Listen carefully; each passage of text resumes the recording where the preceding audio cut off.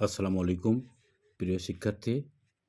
আজ আমি নবম দশম শ্রেণীর উচ্চতর গণিতের একটি 9-10 সূচক লগারিদম থেকে একটি গাণিতিক সমস্যা সমাধান করব।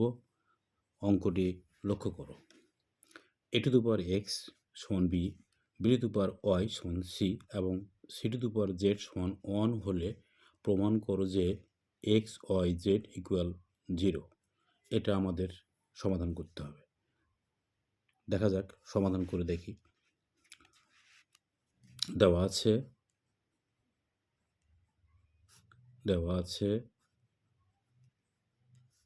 a to the power x equal b, b two the power y equal c এবং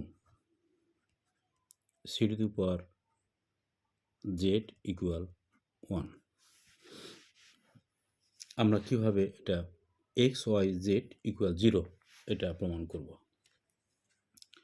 বা তাহলে এখানে উপরের লাইনে আমি পেয়েছি c equal b two the power y।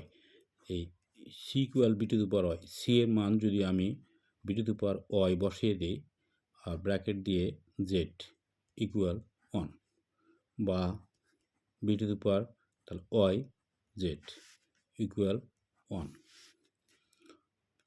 বা আবার b এর মান উপরে লেখা আছে b ইকুয়াল যদি a to the power x বসায় তাহলে দেখা যাবে a to the power x আগের থেকে আছে yz ইকুয়াল 1 বা a to the power x y z equal 1 বা a to the power x y z equal a to the power 0। কারণ এখানে আমরা জানি a to the power 0 equal 1। তাহলে যদি 1-এর পরিবর্তে আমি এটা বসে দিই তাহলে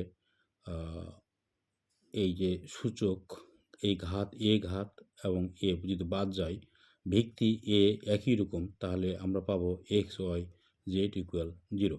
অর্থাৎ সূত্রটি এরকম, a to the power x equal a to the power y হলে আমরা x সমান y পাবো। এই সূত্র দ্বারা এটা প্রমাণিত হলো। প্রুভড। নিশ্চয় এটা বুঝতে পেরেছ প্রিয় শিক্ষার্থীরা। ধন্যবাদ সবাইকে, ভালো থাকবে। আগামীকালকে আমরা আরেকটি গাণিতিক সমস্যা নিয়ে উপস্থিত হব। আসসালামু আলাইকুম।